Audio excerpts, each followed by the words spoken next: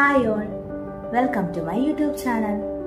Emergency ഡിപ്പാർട്ട്മെന്റുമായിട്ട് ബന്ധപ്പെട്ട് usually നമ്മുടെ MOH എക്സാംസുകളിലും അതേപോലെ തന്നെ ഇന്റർവ്യൂസിലൊക്കെ ചോദിക്കാൻ സാധ്യതയുള്ള കുറച്ച് questions, especially scenario based questions ആണ് വരാൻ സാധ്യതയുള്ളത്. അങ്ങനെയുള്ള കുറച്ച് ക്വസ്റ്റ്യൻസ് നമുക്ക് പരിചയപ്പെട്ടാലോ? എമർജൻസി ഡിപ്പാർട്ട്മെന്റിനെ സംബന്ധിച്ചിടത്തോളം നമ്മൾ എല്ലാ കേസസും ഹാൻഡിൽ ചെയ്യേണ്ടതായിട്ട് വരുന്ന ഒരവസ്ഥയുണ്ട്. നമുക്ക് ഒന്നും പ്രെഡിക്റ്റ് ചെയ്യാൻ പറ്റത്തില്ല. ഏത് തരം കേസസും നമുക്ക് വരാം.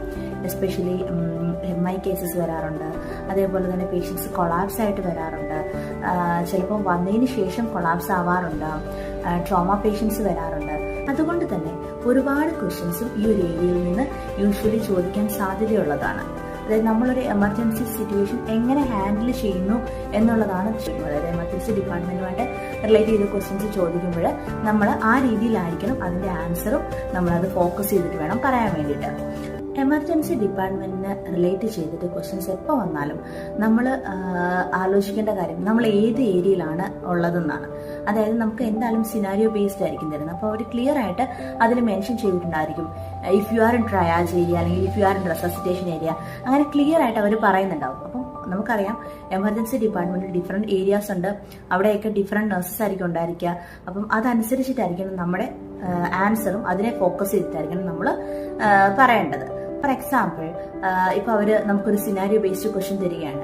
If you are in triage area, ഒരു പേഷ്യന്റ് വരുന്നു. അപ്പൊ ആ പേഷ്യന്റിന്റെ കണ്ടീഷൻ ഇങ്ങനെയാണ്, അല്ലെങ്കിൽ ഇതൊക്കെയാണ് അവരുടെ സിംറ്റംസ്. അപ്പൊ നിങ്ങൾ എന്താണ് ചെയ്യുന്നത്? അപ്പൊ നമ്മൾ എപ്പോഴും ചിന്തിക്കേണ്ട കാര്യം നമ്മൾ ഉള്ളത് ഏത് ഏരിയയിലാണ്? ട്രയാജ് ഏരിയ ആണ്. അപ്പൊ അത് ഫോക്കസ് ചെയ്തിട്ടുള്ള കാര്യങ്ങൾ മാത്രം നമ്മൾ അവിടെ പറഞ്ഞാൽ മതി. എന്നിരുന്നാലും എല്ലാ നഴ്സസും, അതായത് എസ്പെഷ്യലി എമർജൻസി നഴ്സസ്, ഒരു പേഷ്യന്റ് വന്നു കഴിയുമ്പോൾ അവരെപ്പോഴും അതിനെ ഡീൽ ചെയ്യേണ്ടത് ABCDE അപ്രോച്ച് വഴിയായിരിക്കണം. അതായത് A പറഞ്ഞു കഴിഞ്ഞാൽ airway, B breathing, C circulation, disability and exposure. ഈ ABCDE അസസ്മെന്റ് ആയിരിക്കണം നമ്മൾ എപ്പോഴും യൂസ് ചെയ്തിട്ട് പറയേണ്ടത്, അത് ഏത് ഏരിയയിലായിരുന്നാലും. എങ്കിലും നമ്മൾ ഫോക്കസ് ചെയ്യേണ്ടത് ഇപ്പൊ ട്രയാജ് ആണെന്നുണ്ടെങ്കിൽ ട്രയാജ് റിലേറ്റഡ് ആയിട്ടുള്ള കാര്യങ്ങൾ മാത്രം നമ്മളവിടെ ഫോക്കസ് ചെയ്ത് പറഞ്ഞാൽ മതി. അപ്പം ട്രയാജ് എന്ന് പറഞ്ഞു കഴിഞ്ഞാൽ എന്താണെന്ന് നമുക്ക് ഓൾറെഡി അറിയാം. അതായത് നമ്മൾ പേഷ്യന്റിനെ അവരുടെ കണ്ടീഷൻ അനുസരിച്ച് പ്രയോറിറ്റൈസ് ചെയ്യുകയാണ്, അത് ഓരോ കാറ്റഗറിയിലാക്കുകയാണ് ചെയ്യുന്നത്. അപ്പം ഇവിടെ നമ്മൾ ഫോക്കസ് ചെയ്യുന്നത് ട്രയാജ് റിലേറ്റഡ് ആയിട്ടുള്ള കാര്യങ്ങൾ മാത്രം. വേറൊരു കാര്യം വരാണ്, if you are in resuscitation area and A patient came with so and so. അപ്പം നമ്മൾ അവിടെ ഫോക്കസ് ചെയ്യേണ്ടത് നമ്മൾ റെസസിറ്റേഷൻ നേഴ്സ് ആണ്. എന്താണെന്നുണ്ടെങ്കിലും ഒരു എമർജൻസി, അതായത് ലൈഫ് ത്രെട്ടനിങ് ആയിട്ടുള്ള കണ്ടീഷൻസ് മാത്രമേ റെസസിറ്റേഷൻ ഏരിയയിൽ വരത്തുള്ളൂ. അപ്പൊ അത് റിലേറ്റ് ചെയ്തിട്ട് വേണം നമ്മൾ നമ്മുടെ ആൻസർ പറയാൻ വേണ്ടിയിട്ട്. അതേപോലെ തന്നെ അവർ ക്വസ്റ്റ്യനിൽ ക്ലിയർ ആയിട്ട് പേഷ്യന്റ് ഹാർട്ട് റേറ്റ് ഇത്രയാണ്, BP ഇതാണ്, ഇതൊക്കെയാണ് സിംറ്റംസ് എന്ന് പറയുമ്പോൾ നമ്മൾ അത് ക്ലിയർ ആയിട്ട് ആ ക്വസ്റ്റ്യൻ ഫോക്കസ് ചെയ്യണം, എന്തൊക്കെയാണെന്ന് നോക്കണം. അപ്പം അവരുടെ, അതായത് ആ പേഷ്യന്റിന്റെ സിംറ്റംസ് അനുസരിച്ചിട്ട് വേണം നമ്മൾ ഈ ABCD അപ്രോച്ച് വഴി പോകുമ്പോഴും അതിന്റെ കാര്യങ്ങൾ ക്ലിയർ ചെയ്ത് പോകണം. അതായത് പേഷ്യന്റ് BP ഇത്രയാണ്, BP കുറവാണെന്നുണ്ടെങ്കിൽ നമ്മൾ എന്തൊക്കെ ചെയ്യും, അല്ലെങ്കിൽ BP കൂടുതലാണ്, അപ്പൊ അങ്ങനെയാണെങ്കിൽ നമ്മൾ എന്തൊക്കെ ചെയ്യും, ഈ കാര്യങ്ങൾ ഫോക്കസ് ചെയ്തിട്ട് വേണം നമ്മൾ ഉത്തരങ്ങൾ പറയാൻ. അപ്പൊ നമുക്ക് അങ്ങനെ കുറച്ച് സിനാരിയോ ബേസ്ഡ് ആയിട്ടുള്ള ക്വസ്റ്റ്യൻസ് പരിചയപ്പെടാം. എക്സാമ്പിൾ പറയാം. If you are in triage area and A patient came with chest pain, he already undergone CABG 2 months ago അല്ലെങ്കിൽ 1 week ago, his BP is 100/50 അങ്ങനെ എന്തെങ്കിലും, അല്ലെങ്കിൽ heart rate 101, then respiratory rate 28, അതായത് saturation 88% അല്ലെങ്കിൽ 90%. What is your action as an ER nurse?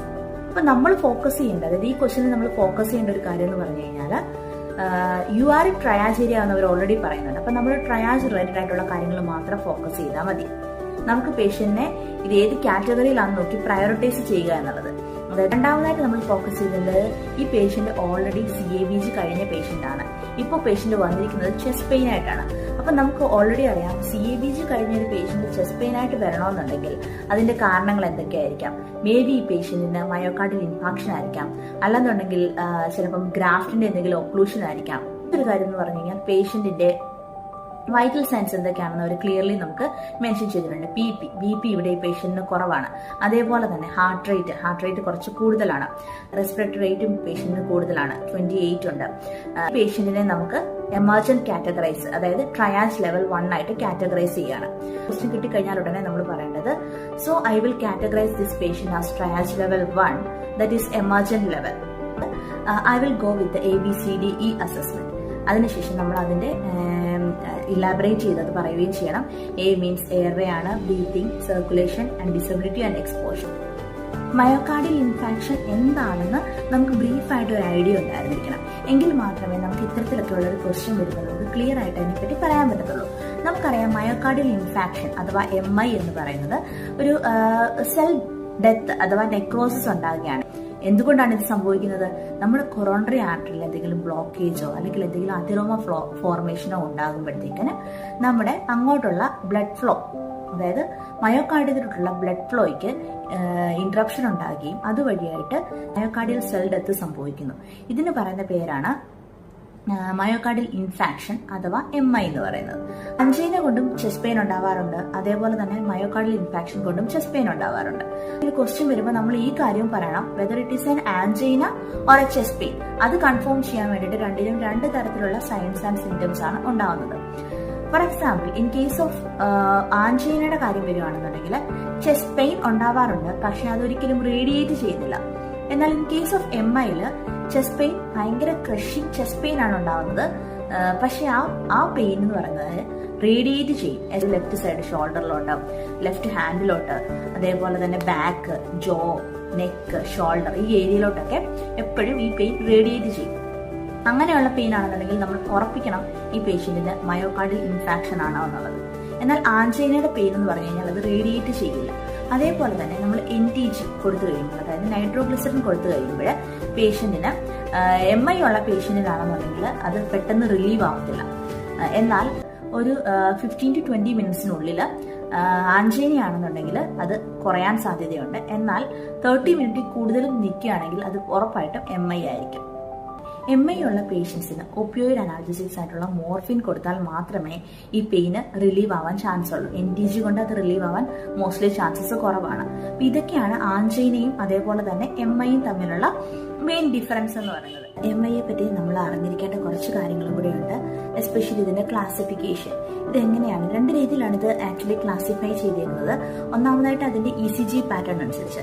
അപ്പൊ നമ്മൾ എന്താണെങ്കിലും ഒരു പേഷ്യന്റ് ട്രയാജയിൽ വരുമ്പോൾ ഓഫ് കോഴ്സ് ചെസ്റ്റ് പെയിൻ ആയിട്ട് വരുന്നത് കൊണ്ട് നമ്മൾ ECG എടുത്ത് ചെക്ക് ചെയ്യാറുണ്ട്. അപ്പൊ ECG നോക്കുമ്പോൾ നമുക്ക് അതിന്റെ രണ്ട് രീതിയിൽ കാറ്റഗറൈസ് ചെയ്യാം. ഒന്ന്, ഇതൊരു ST എലിവേഷൻ എന്തെങ്കിലും ഉണ്ടോ, അതായത് ST എലിവേഷൻ MI ആണോ അല്ലെങ്കിൽ നോൺ ST എലിവേഷൻ MI ആണോ. നമ്മുടെ ആർട്ടറിയിൽ ഉണ്ടാകുന്ന ഒരു ബ്ലോക്കേജ് കൊണ്ടാണ് ഇങ്ങനെ സംഭവിക്കുന്നത്, അല്ലെങ്കിൽ ഈ സെൽ ഡെത്ത് സംഭവിക്കുന്നതെന്ന് പറഞ്ഞു. ആ കൊറോണറി ആർട്ടറി ഡിവൈഡ് ചെയ്ത് right coronary artery and left coronary artery ആവുന്നുണ്ട്. ഈ ലെഫ്റ്റ് കൊറോണറി ആർട്ടറിക്ക് വീണ്ടും ഡിവിഷൻ സംഭവിക്കുന്നുണ്ട്. അത് സർക്കംഫ്ലക്സ് ആർട്ടറിയും അതേപോലെ തന്നെ ലെഫ്റ്റ് ആന്റീരിയർ ഡിസെൻഡിങ് ആർട്ടറി ആയിട്ടും മാറുന്നുണ്ട്. ഇതിൽ എവിടെയാണ് ബ്ലോക്കേജ് ഉണ്ടായിരിക്കുന്നത് അതനുസരിച്ചും നമുക്ക് ഈ MIയെ കാറ്റഗറൈസ് ചെയ്യാൻ പറ്റുന്നതാണ്. MI എന്തുകൊണ്ടാണ് സംഭവിക്കുന്നത്? നമ്മൾ ഓൾറെഡി പറഞ്ഞു, ഇതൊരു ത്രോംബസ് ഫോർമേഷൻ ആണ്. അപ്പം അതിന്റെ കാരണങ്ങൾ, ഒന്ന് ഒരു ത്രോംബസ് ഫോർമേഷൻ അല്ലെങ്കിൽ അതിറോസ്ക്ലീറോസിസ് അല്ലെങ്കിൽ അതിറോമ ഫോർമേഷൻ ആയിരിക്കാം. രണ്ടാമതായിട്ട് കാർഡിയോവാസ്കുലർ ഡിസീസ് ഉള്ളവർക്കും ഇത് വരാൻ ചാൻസസ് കൂടുതലാണ്. ഒബേസിറ്റി, ആൽക്കഹോളിസം, ഹൈപ്പർ ടെൻഷൻ ഇങ്ങനെയൊക്കെ ഉള്ളവർക്കും ഈ MI വരാനുള്ള ചാൻസസ് വളരെ കൂടുതലാണ്. MI നമുക്ക് മെയിൻ ആയിട്ട് എങ്ങനെ ഡയഗ്നോസിസ് ചെയ്യാമെന്ന് ചോദിച്ചു കഴിഞ്ഞാൽ നമ്മൾ ഫസ്റ്റ് ആൻഡ് ഫോർമോസ്റ്റ് പറയേണ്ട കാര്യം നമ്മൾ ECG എടുക്കുക എന്നുള്ളതാണ്. ഒന്നാമതായിട്ട് നമ്മൾ പെയിൻ എങ്ങനെയാണ് എന്നുള്ള കാര്യങ്ങളൊക്കെ അതിന്റെ സൈൻസ് ആൻഡ് സിംറ്റംസ് എല്ലാം മനസ്സിലാക്കുന്നു. ഇത് റേഡിയേറ്റ് ചെയ്യുന്നുണ്ടോ, അങ്ങനെയുള്ള എല്ലാ കാര്യങ്ങളും നമ്മൾ ചോദിച്ച് മനസ്സിലാക്കും. നെക്സ്റ്റ് ആയിട്ട് നമ്മൾ ഇമ്മീഡിയറ്റ്ലി ചെയ്യേണ്ട ഒരു കാര്യം എന്ന് പറഞ്ഞാൽ ECG എടുക്കുക. ECGയിൽ എന്തെങ്കിലും ST എലിവേഷൻ, T വേവിന്റെ ഇൻവേർഷൻ ഉണ്ടോ, ഇങ്ങനെയുള്ള കാര്യങ്ങളെല്ലാം നമ്മൾ ECGയിൽ മോണിറ്ററൈസ് ചെയ്യും. അതേപോലെ തന്നെ നമ്മൾ MI സസ്പെക്ട് ചെയ്യുന്നുണ്ടെങ്കിൽ കുറച്ച് ബ്ലഡ് വർക്കപ്സും നമുക്ക് ചെയ്യാവുന്നതാണ്. For example CKMB, troponin. Troponin തന്നെ ട്രോപ്പ്-ഐയും ഉണ്ട്, ട്രോപ്പ്-ടിയും ഉണ്ട്. അതായത് ട്രോപ്പോണിൻ ഐയും ഉണ്ട്, ട്രോപ്പോണിൻ ടിയും നമ്മൾ ചെക്ക് ചെയ്യാറുണ്ട്. പക്ഷെ നമുക്ക് മോസ്റ്റ് റിലയബിൾ ആയിട്ടുള്ള ടെസ്റ്റ് എന്ന് പറഞ്ഞു കഴിഞ്ഞാൽ ട്രോപ്പ്-ഐ ആണ്. എന്തുകൊണ്ടാണെന്ന് ചോദിച്ചു കഴിഞ്ഞാൽ ട്രോപ്പോണിൻ ടി എന്ന് പറയുന്നത് കിഡ്നി സെൽസും സെക്രീറ്റ് ചെയ്യാറുണ്ട്. അപ്പൊ അതുകൊണ്ട് നമുക്കത് റിലയബിൾ ആണെന്ന് പറയാൻ പറ്റത്തില്ല. മോസ്റ്റ് ആക്യുറേറ്റ് ആയിട്ടുള്ളതെന്ന് പറഞ്ഞു കഴിഞ്ഞാൽ ട്രോപ്പോണിൻ ഐ ആണ്. അതേപോലെ തന്നെ ഒരു സെൽ ഡെത്ത് ഒക്കെ ആയി കഴിഞ്ഞ് കഴിഞ്ഞാൽ within 3 hours troponin I elevate ആകുകയും അതൊരു 7 to 10 days വരെ അങ്ങനെ തന്നെ ആ ഒരു എലിവേഷൻ മെയിൻറ്റെയിൻ ചെയ്ത് നിൽക്കുകയും ചെയ്യും. അപ്പൊ അതുകൊണ്ട് നമുക്ക് ഡയഗ്നോസ് ചെയ്യാൻ കുറച്ചുകൂടി ഈസിയാണ്.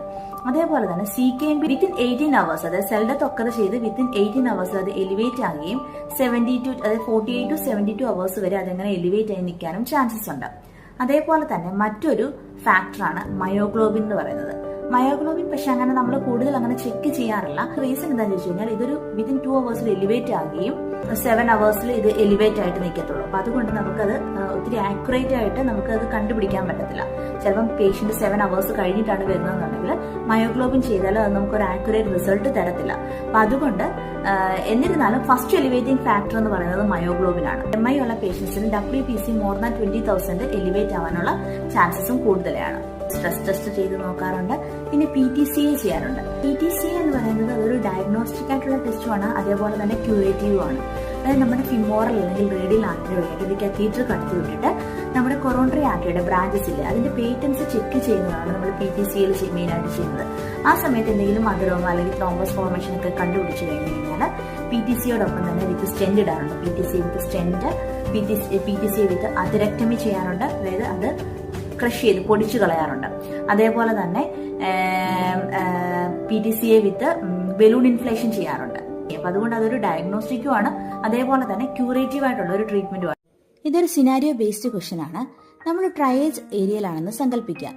Patient already undergone CABG and now presented with chest pain.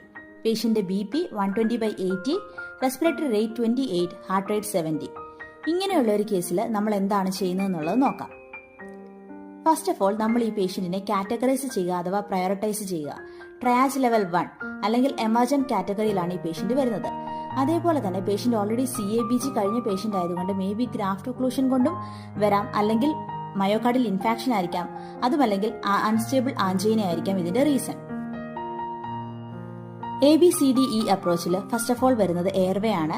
Ensure the patient's airway is clear and patent. Airway clear ആണോ ഇല്ലയോ എന്ന് നോക്കുക. ആവശ്യമെങ്കിൽ സക്ഷൻ ചെയ്യാം, ഇൻഡ്യൂബേഷൻ ചെയ്യാം. ഓറോഫാരഞ്ചൽ അല്ലെങ്കിൽ നേസോഫാരഞ്ചൽ എയർവേസും നമുക്ക് ഈ അവസ്ഥയിൽ യൂസ് ചെയ്യാം. സെക്കൻഡ് വൺ ആയിട്ട് വരുന്നത് B അഥവാ ബ്രീത്തിങ്. ഓൾറെഡി നമുക്കറിയാം പേഷ്യന്റ് റെസ്പിറേറ്ററി റേറ്റ് എന്ന് പറയുന്നത് 28 ആണ്. ഇത് കുറച്ച് ഹൈ ആണ്. It might be A symptom of pulmonary oedema. Pulmonary oedema കൊണ്ടും ഇങ്ങനെ സംഭവിക്കാൻ സാധ്യതയുണ്ട്. റെസ്പിറേറ്ററി റേറ്റിനോടൊപ്പം തന്നെ പേഷ്യന്റിന്റെ സാച്ചുറേഷനും ചെക്ക് ചെയ്യേണ്ടത് വളരെ ഇമ്പോർട്ടന്റ് ആയിട്ടുള്ള കാര്യമാണ്. സാച്ചുറേഷൻ 94ൽ കൂടുതൽ മെയിൻറ്റെയിൻ ചെയ്യാൻ വേണ്ടിയിട്ട് നമുക്ക് ഒന്നുകിൽ നേസൽ കാനുല അല്ലെങ്കിൽ നോൺ റീബ്രീതർ മാസ്ക് ഒക്കെ ഉപയോഗിച്ച് സപ്ലിമെന്റൽ ഓക്സിജൻ കൊടുക്കാം. C circulation.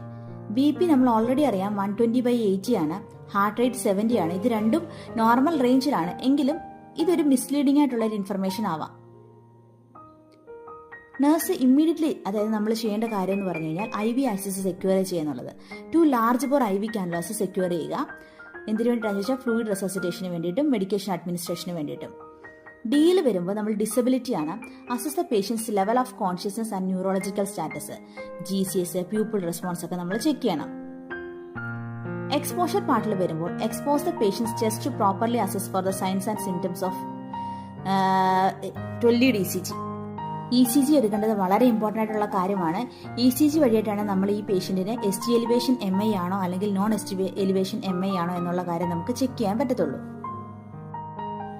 ST elevation MI ആണെങ്കിൽ ഈ പേഷ്യന്റിന് ഇമ്മീഡിയറ്റ് ആയിട്ടുള്ള കാർഡിയക് കത്തറൈസേഷന് വേണ്ടിയിട്ട് ഇമ്മീഡിയറ്റ് ആയിട്ട് പേഷ്യന്റിനെ പോസ്റ്റ് ചെയ്യേണ്ടത് വളരെ അത്യാവശ്യമാണ്. നോൺ ST എലിവേഷൻ MI ആണെങ്കിൽ requires urgent medical management and likely a catheterization within hours. ഇതൊരു അൺസ്റ്റേബിൾ ആൻജൈന ആണെങ്കിൽ requires close monitoring and medical management. അടുത്തതായിട്ട് പേഷ്യന്റ് പെയിൻ ലെവൽ ചെക്ക് ചെയ്യാൻ വേണ്ടിയിട്ട് നമുക്ക് PQRST അസസ്മെന്റ് യൂസ് ചെയ്യാവുന്നതാണ്. P means provocation or palliation.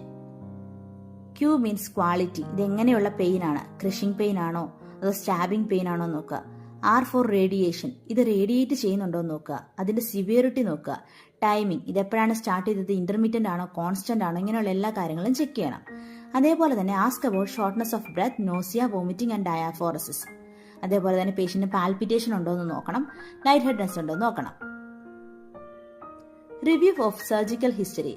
Ask about the date of CABG. Patient already CABG കഴിഞ്ഞ patient ആണ്, അതുകൊണ്ട് CABG ചെയ്ത ഡേറ്റ് എന്നാണെന്ന് നോക്കണം. അതേപോലെ ഇനി റീസെന്റ് കാർഡിയാക് ഹിസ്റ്ററി ഉണ്ടോ എന്ന് നോക്കണം. അടുത്തതായിട്ട് നമ്മൾ ചെയ്യേണ്ട വളരെ ഇമ്പോർട്ടൻ്റ് ആയിട്ടുള്ള കാര്യമാണ് ഇനിഷ്യേഷൻ ഓഫ് മോണ തെറാപ്പീസ്. മോണ എന്ന് പറഞ്ഞാൽ M സ്റ്റാൻഡ്സ് ഫോർ മോർഫിൻ ആണ്, for pain relief and anxiety, especially if nitroglycerin is ineffective. ഈ ഒരു കേസിൽ നൈട്രോഗ്ലിസറിൻ ഇൻഎഫക്റ്റീവ് ആകുമ്പോൾ നമ്മൾ ഒരു ഒപ്പിയോയിഡ് അനാൽജസിക്സ് കൊടുക്കാറുണ്ട്, അതാണ് morphine. O for oxygen administration. ഇത് നമ്മൾ ഓൾറെഡി ഇനിഷ്യേറ്റ് ചെയ്തിട്ടുള്ള കാര്യമാണ്. N എന്ന് വെച്ച് കഴിഞ്ഞാൽ നൈട്രോഗ്ലിസറിൻ ആണ്. നമുക്ക് സബ്ലിംഗ്വൽ നൈട്രോഗ്ലിസറിൻ കൊടുക്കാവുന്നതാണ്. A total of 3 doses 5 minutes apart can be given. അടുത്തതായിട്ട് A stands for aspirin. ഇതൊരു ച്യൂവബിൾ ആയിട്ടുള്ള നോൺ എൻട്രിക്കോട്ടഡ് ടാബ്ലറ്റ്സ് ആണ്. നമ്മൾ ഇനിഷ്യൽ ഡോസ് കൊടുക്കുന്നത് 325 mg ആണ്. It inhibits platelet aggregation and prevent clot from growing. അടുത്തതായിട്ട് കുറച്ച് ബ്ലഡ് വർക്കപ്സ് നമുക്ക് ചെയ്യാൻ പറ്റും. ഇതൊരു കൺഫർമേഷന് വേണ്ടിയിട്ടാണ് നമ്മൾ ചെയ്യുന്നത്, അല്ലെങ്കിൽ ഒരു ഡയഗ്നോസ്റ്റിക് പർപ്പസിന് വേണ്ടിയിട്ട് നമുക്ക് ചെയ്യാവുന്നതാണ്. Troponin I, CKMB, CBC and coagulation studies.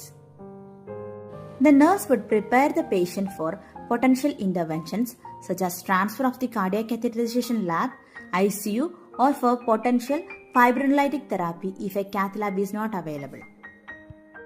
അതേപോലെ തന്നെ നമ്മുടെ ലാസ്റ്റ് സ്റ്റെപ്പും വളരെ ഇമ്പോർട്ടൻ്റ് ആയിട്ടുള്ള സ്റ്റെപ്പുമാണ് ഡോക്യുമെന്റേഷൻ എന്ന് പറയുന്നത്. എല്ലാ ഇവന്റും ഡോക്യുമെന്റ് ചെയ്ത് വെക്കുക. ഈ വീഡിയോ എല്ലാവർക്കും യൂസ്ഫുൾ ആയെന്ന് കരുതുന്നു. ബാക്കി ക്വസ്റ്റ്യൻസുമായിട്ട് നമുക്ക് മറ്റൊരു വീഡിയോയിൽ വീണ്ടും കാണാം. അപ്പോൾ thank you for supporting me. Thank you so much.